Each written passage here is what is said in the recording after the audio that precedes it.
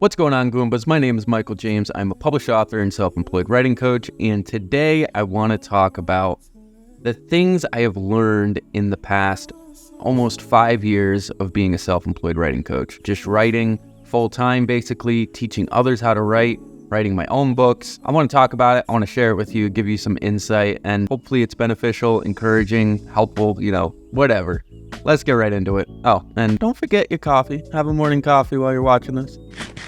So just to give a quick backstory, I have been writing and selling my writing and teaching writing for the past 4 years, going on 5 years in 2024. I started on Upwork. I was ghostwriting on Upwork, and that led me to using Fiverr, where I started providing outlining services, which led to alpha reading, which led to developmental editing, and now I offer all three, along with one-on-one writing coaching with some clients, and that's my full-time job. That's what I do for a living. I sit at my computer in my home and I write. There are things that come with being a full-time writer or a self-employed writing coach that I think other writers should be warned about, because I wasn't. I want to talk about three of the, low things, the cons of this lifestyle, but then I also have some encouragement in the end I want to go over too. The first point I want to make is it's not easy. You have to study a lot. This means reading a lot. This means reading about storytelling a lot. This means studying the art of story structure and the science behind storytelling. And especially if you're going the writing coach route, or you want to get into something like I have, like editing, outlining, whatever it may be, you need to understand writing inside and out. You need to be able to pick out points where people are missing things in their plots. You need to find plot holes. You need to know how characters ought to be developing. You need to know how scenes should unfold and how they should be told. You should know how pacing works and how to engage a reader. There's a whole slew of studies on how to engage someone with writing. Whether you're a writer and you want to be a published author and want to pursue writing for a living, or you want to work with writers, either way, you need to study these things. Even if you are not the type of writer that's very organized, you don't want to have a plot that you write down and follow your points to the T and have this perfect outline, that's okay. You don't have to be an organized writer to understand how to write. There's a lot of people that think you could just jump into writing and be this perfect writer, and that's just not the case. That's what I thought when I started, but I was very quickly taught that that is not the case. I'll give you a quick example from my own life. I grew up in this little town of Lake Ariel, Pennsylvania, right outside of Scranton, PA. Yes, you can throw some office jokes in the comments if you want. But yeah, I grew up on this little hill called Gravity Hill, and my house was basically at the top of the one peak. And everyone knew the Vitellis. Everyone knew who I was. My parents had been there for 20 years at that point while I was growing up. So, we were pretty established in the community and the people. Well, there's not really a community when you're living in the middle of nowhere. It's just kind of like people know who you are. But there was this guy that lived down the road from us named Dave Lindo. You can look him up. He's a clockmaker. He's famous in his career path, but he's this guy that makes parts for clocks and teaches people about clockmaking and other things. I forget what the word for that is. I'll put it on the screen. But yeah, he's a really impressive guy, really awesome guy, really smart. And when I mentioned to my dad that I wanted to get into writing, he told me you should talk to Dave Lindo. And I asked him why, obviously, and he said Dave Lindo reads a lot and he's very smart, which I already knew that part. I knew he was a smart guy. He's the type of guy that you bump into and he'll say something so random and bizarre that you're like, this guy is 5 levels ahead of me. Like, he is just on another level. So anyway, I went to talk to Dave Lindo and I told him I wanted to become a writer, and he laughed at me basically. He told me, you cannot become a writer. One of the things he told me is, do you read a lot? And I said, no. And he said, well, start reading. And he told me I have to read a lot if I want to be a writer. And I kind of had that feeling in the back of my head. I was like, it would be a little hypocritical if I want to be a writer and I'm not much of a reader. So I already had that idea, but I was pretty cocky already. I was already like, writing can't be that hard. Like, I've told stories growing up. Like, it's not like it was the first time I was ever writing. So I was like thinking in my head, I could write something. So I started a story that I thought was so good, and I sent it to Dave Lindo. And he basically told me that the story was written very poorly, just not done well. It was really bad. I haven't looked back at that story in years, by the way. But I was just really disappointed. I thought I would blow him out of the water, and he basically told me, you suck. And honestly, I needed that tough love. I needed someone to tell me I sucked. But looking back, I'm so thankfully did that because it encouraged me to learn about writing and realize how poor of a writer I was. I learned so much from that experience and realized how important it is to learn. So that's my first point. It's not easy. You can't just come into it thinking you're the best writer. You have to study a lot. If you do want to study, some of the best books that you can get are The Writer's Journey by Christopher Vogler, who does a lot of studying on Joseph Campbell's work, Hero in a Thousand Masks, and he's a phenomenal speaker, a phenomenal writer. You can look up on the YouTube channel Film Courage, Christopher Vogler, and listen to his interviews. I think they have one interview that's like 2 hours long that has all his interviews in it. And he speaks all about the book, and you can learn so much just from that interview if you want to. Brandon Sanderson's another guy. You can find his BYU classes from 2020 on YouTube. And then there's a few others. I've read Save the Cat. It has really good information, but I didn't personally like it. I didn't like the writing style, the tone of the speaker, Blake Snyder, but the information is still good. And then obviously you could take classes and go to school for it. There's all kinds of stuff you could do. I didn't go to school for it. I just studied other writers and listened to tons of interviews and just kept reading. So if you haven't seen, I have a series on here where I went through some of the notes I've taken in this journal, and I have to do it again because I've taken a ton more notes. I will be updating that, but yeah, basically start studying a lot.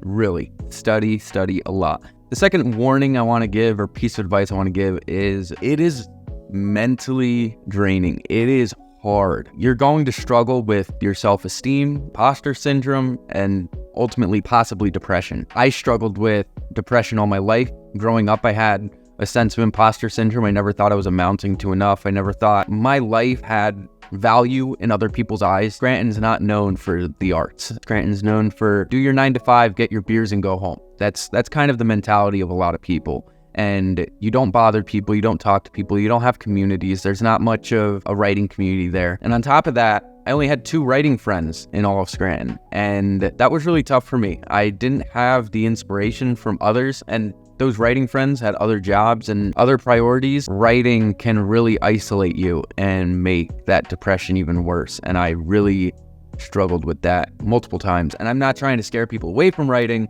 but it's important that you keep your mental health in check. And that means getting outside, getting in the sun, going on a walk when you can. Try to do it every day. Try to have a community of people that support you around you. That's why I moved. I'm living in Greensboro, North Carolina now, if you didn't notice the background's different. And I love being here because I have been surrounded by people that are interested in hearing about my writing. And maybe it's a honeymoon phase. Maybe it's because I'm the new guy on the block, but I'm hoping it's not that. I'm hoping that these people genuinely care and I'm just living in a different community. That's the hopes anyway. So I would really recommend finding yourself a community of writers and keeping your mental health in check. You're going to isolate yourself and you're going to struggle. The third piece of advice I want to encourage you with is that the reward of doing what you love is worth it. And this might be a little bit of a cliche, but it truly is. If you write something and you finish a story, there's no better feeling in the world. Even if the people around you don't care, you care. Like, you know you accomplished that. And there is a sense of a high you get from finishing a story. Whether it's a long story, a short story, whatever it is, there's a high you get. It's really important that you have that high often. You need to live it up. You need to be excited about finishing stories, because if you don't, you won't keep writing. I'm going to butcher it, but there's this quote where people say, it's the fear of the very truth that can set you free that holds you hostage. And it's so true. There's this gripping fear that comes over us when it comes to sometimes going back to something we've forgotten. We're almost afraid of failure or disappointment or not liking it anymore for some reason, when really it's what we love and it's what we need. It's what makes us live. I say I'm a writer and then I'm not writing for months, and I don't want to be like that. Just keep at it, keep doing it every single day. Some people say you need to take breaks. Yeah, burnout's a real thing. Sometimes you will have burnout, but the more you write, the better, in my opinion. Jaymes Patterson has said in his interviews that he wrote 7 days a week, never stopped writing, always wrote. Every morning he'd get up early, he would enjoy his morning coffee, reading his newspaper, and then he would write. And he did that every day because he knew he needed to. He needed to keep that fire going. So that is all the advice I have, but there's some bonus advice I have. I asked the writing community on Threads. If you don't follow me on Threads, go over there, because Threads is the new cool Twitter, and Twitter's now X. It's garbage, all right? So get off Twitter and go on Threads. But anyway, I'm on Threads, and I posted it was my birthday, and I said I have one gift request from all of my followers. What is a piece of advice you have for me going forward? Whether it's about writing or just about life in general. And all the people that follow me are just writers anyway. My buddy Alan from Lebanon. Alan's awesome, by the way. You should follow Alan. Alan's super cool dude. My buddy Alan says, be compassionate and loving towards yourself always. Understand that you will have good days and bad days, but it all shall pass. And I love that. I love that piece of advice from Alan. You know, it's important not to beat yourself up too hard, because if you do, you're not going to get up or it's going to take too long to get up. Spoken so well. Thank you, Alan. Second one, happy birthday. My tip is not to compare your writing journey to anyone else's, and to not beat yourself up if your journey isn't going the way you planned. There's so many aspects of writing and publishing we can't control, so focus on the parts you can and trust you're on the path that's right for you.